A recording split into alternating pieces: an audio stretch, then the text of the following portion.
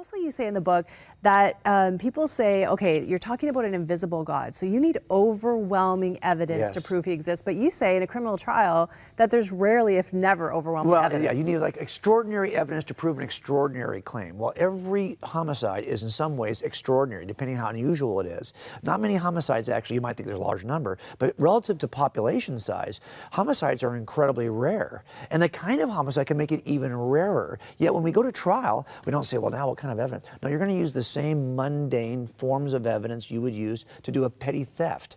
You know, it doesn't have to be extraordinary. It just has to be, is it beyond a reasonable doubt? And we do this all the time. Now, I think we need to be able to adopt that view of faith, not a blind faith that doesn't even know what the evidence is, and not an unreasonable faith that believes something in spite of evidence to the contrary, but a forensic faith that has to take a step of trust.